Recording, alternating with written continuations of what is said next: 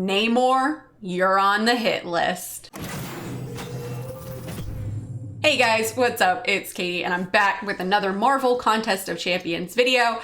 And today I want to talk about Kabam and basically how they've been handling champs lately. I wanted to make another video on just how messed up I think things are at Kabam, because there seems to be a huge disconnect on everything that is going on over there.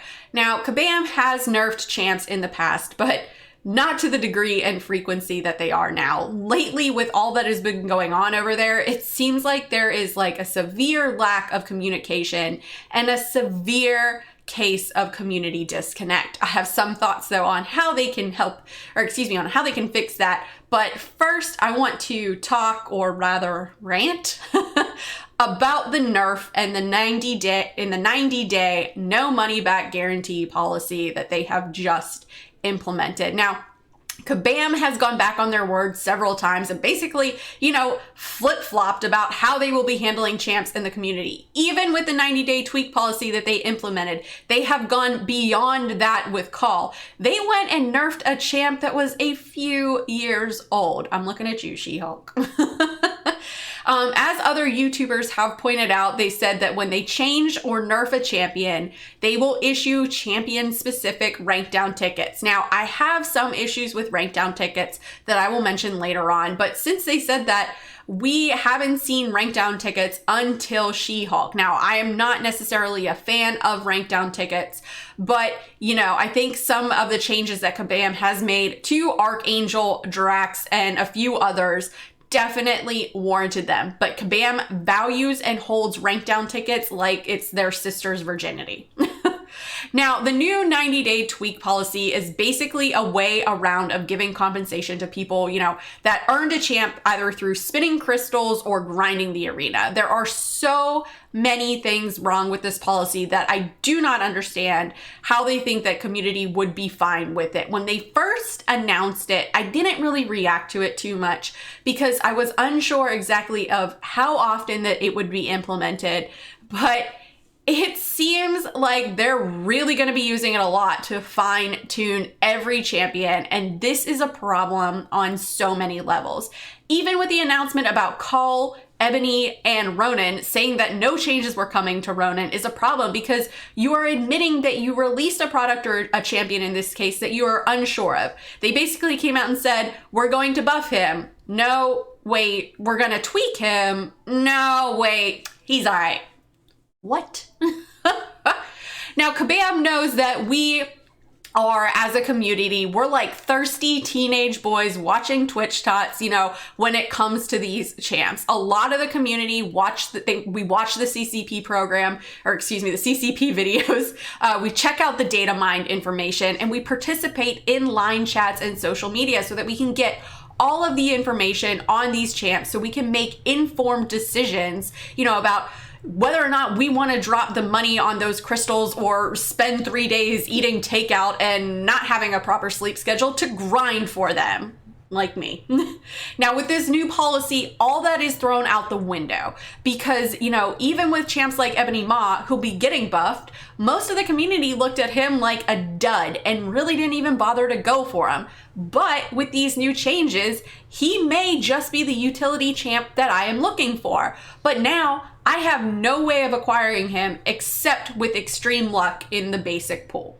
So there lies that. Now, the nerf that is coming to Call, it really doesn't bother me personally because he's not a champ that, I would rank up at this time. Now, I did pull him and I was super happy, but at his current state, he's not going to benefit my roster as much as, an Omega Red or a Namor would. But after these changes Kabam is making, that could change and they may give him a piece of utility, that I value, and he might become my #1 choice to awaken in rank 5. But that doesn't matter to the people that do like him as he is now. It doesn't matter to those people who have ranked 5'd him, they spun the crystals, they spent the time going for him in the arena. They may not need him in his new state, and that is where the problem is, right? Kabam is selling, yes, selling an unfinished product. Now, These champs are not free, and even if they did issue a write down ticket for call, it doesn't cover the cost of the Cavaliers or the time spent to get the champ. Some people spend thousands of dollars trying to get the champ, and that part is not covered in a rank down ticket. The only way I think a rank down ticket could cover the true value of a champ is that of a champ that has been nerfed, is if it were instead a trade-in ticket, right? Where you can choose to have the champ completely removed from your account and be traded in for a champ at whatever rank the previous one was of your choosing in the game currently or one that is upcoming. So, hey, you're nerfing my rank 5 Call. I spent all that time and money on him. Then give me that rank 5 Corvus I've been waiting for. Now, of course, this is absurd and would probably never happen. So what should Kabam do? Kabam has to stop selling us unfinished champs and using the community as beta testers. I understand the complexity of this game, has skyrocketed in the last 2 years. I get that. I know it takes about 3 months to bring a champ from conception to the contest, and that is really not a lot of time if you think about it, considering all the interactions with content, synergies, and other champions that have to be considered. But some of the problems that we have seen, like, with Ebony Maw's degen, right? That should have been caught. Champs need to be tested better. Now, I am in a lot of community line chats, and I see a lot of people who really understand the mechanics of this game and could easily find some of the issues with these champs. I think it would really be smart for Kabam to target and utilize these people and have them test out the champs in like a closed sandbox environment. Let a champ get some more play, with people who, actually play this game and help identify some of the issues with said champ, and then try to get that resolved before it gets into the hands of the CCP. Now, I am sure there are a lot of people in this community that would love to do this and would even sign NDAs just to help contribute to the game. Even if big problems, are identified that cannot be fixed before releasing a champ to the public, you could at least be aware of it, and Kabam could communicate that, hey, this champ is doing, too much damage or something, or this champ is not supposed to be like this and will be fixed in X amount of time, or something along those lines. With information like that, people can make more informed decisions on whether or not they want to gamble for a champ and sink precious resources into them. Now, it's funny.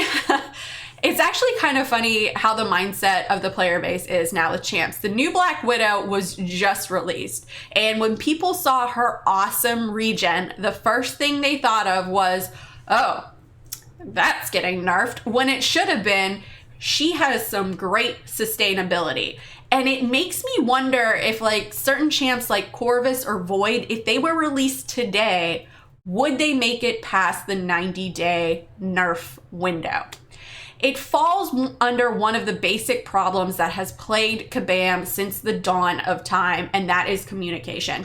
After 12.0, Kabam promised to work on this, and they did make some strides, but they still fall very short. I think one of the biggest issues is the forums. It's just not a great place to relay information, in my opinion.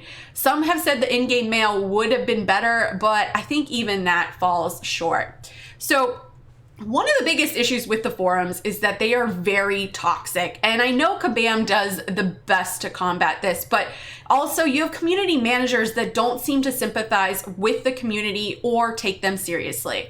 Kabam Mike, he gets a lot of crap from the player base, and sometimes I do not think he's the best person to get Kabam's point across, though. But sometimes he does make great posts that are, they're helpful, they explain stuff in a professional way and easy to understand, and are very valuable. And that is just like this post right here, where he's talking about power gain. There's no difference in power rate between different rarities, 4 versus 5-star, but there is a small increase in power rate across ranks, rank 1 versus rank 2.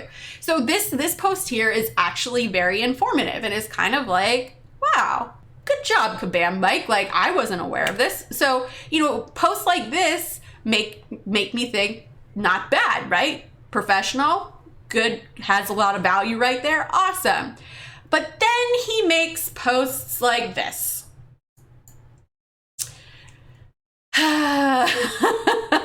That make no sense at all. This was not a mechanic of this champion and was not mentioned as one. All champions have the same speed and cadence to their attacks, and no champion should be able to combo into a heavy attack with 100% reliability. And it's just like nuggets of misinformation that make no sense, just thrown out into the ether, with everyone just going like, what just happened there?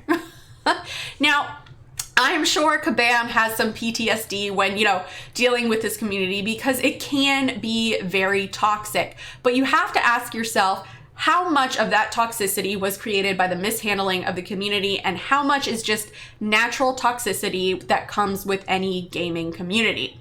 Now, I want to get one thing out in the open very clear here. This video is not meant to bash Kabam Mike, but sometimes he can handle us with kid gloves and say things that make no sense, which, puts Kabam in this real one-dimensional tunnel of misinformation. Mike is probably a great guy, and from actually what I've heard, from people that have actually met him in real life, like at New York Comic Con, they say he's super chill and a fun person, and I hope to someday meet you, maybe this next month at NYCC, Mike. But unfortunately, it is obvious that he does not fully research his points well, and probably does not play this game at the level that a lot of other players do. Maybe he has a life, I don't know, but it falls back on my point about communication. One of the tools that Kabam has at their disposal is that they squander their YouTube channel. So they have a YouTube channel, and this is it here, right? I think it is very underutilized, and I think it would be a great place to, keep the community more informed. So if we take a look at their channel here, they've got some, some good videos. I mean, they've got, the motion comics and stuff going on, but they really don't have like a lot of informational videos. Now, if we scroll down and look, we got one here. This is a good one. This is from 6 months ago though, right? Tips and tricks, introduction to masteries. This was put out 6 months ago. Kabam should be putting out more videos like this more frequently, because if we go down even farther, tips and tricks, Alliance Quest, 8 months ago. So it was like they kind of started and then just kind of were like, we're gonna give up on this. And then they have this with Aegon, where it's basically like the concept of coming up with Aegon. But then again, it kind of fell on the wayside. I think, and they did some other stuff too, right? They got, they had an update, Welcome to 21.0. I mean, they had some other stuff going on. Happy Mother's Day, kind of get an insight to who the developers are, kind of give a face to a faceless corporation, so to speak. So, but for most of it, it's just these videos, and they're very short. They're only about 30 seconds long, of the new champs that are out there, but they don't really showcase the champs, what they can do. It doesn't go over their abilities, their synergies, their interactions, or anything like that. It doesn't highlight the champion. I think if Kabam would make more videos that have developers explaining new changes and features, whether they be good or bad, would help with the PR with the community. One of the things that I like about the Summoner Showdown videos that I've mentioned previously, as it shows some personality of Kabam, and you get to see who these people are in real life that work there and that have a passion for the game and for the people who play it. I think if you showed more of this to the community would take some changes and decisions that Kabam makes with a little more thought and a little more empathy than what they do, as from what it comes like from a faceless company with an authoritative rule that doesn't care. Now, if Kabam made videos not just showcasing a champ, but maybe had the developers, walk through the process of designing the champ, how they decided with the concept, how the champ fits into the contest, the thought process behind the abilities, the synergies, the inspiration, things of that nature. They could even talk about the failed concepts. I think it would go a long way with the community, because it would show the community the passion that Kabam has for the game. And it seems like that is kind of falling on the wayside. Something to put a face to the faceless developers. So, like I said, they have a version update video that they put out. This was put out on November 5th, 2018. So almost a year ago. So this was the Welcome to the New 21.0 video. If one of these videos was made once per month to show what is coming in the next update, what issues are being addressed, how those issues are being addressed, I think that would go a long way. One of the problems is when we post something on the forums, Kabam says we're working on this issue, and then we don't hear from them for months, even if at all. This could serve as something like a status report. So we, the community, we would have a rough idea of when an issue is going to be resolved. We would know, what to expect instead of just waiting out there in the void with nothing to go on. No pun intended. I've been hearing a lot of people calling for boycotts and spending freezes, but I don't think that this is warranted. As a community, we call for boycotts all the time, and the meaning of the term boycott has diminished over time. It's basically like the boy who cried wolf. Now, I've also been seeing people saying that they're going to go on a spending reduction or even a spending freeze. And that makes the most sense, because if you're upset with what Kabam is doing, that's the way to combat it. Remember, you are the customer, and Kabam is, if Kabam is not giving you, your customer satisfaction, then you have the right to choose where you want to put your entertainment dollar.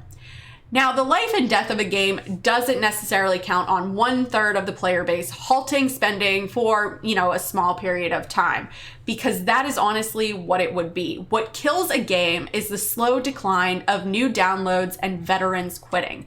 Kabam knows this, and as long as they are getting 500K downloads a month, then a boycott is not on their radar.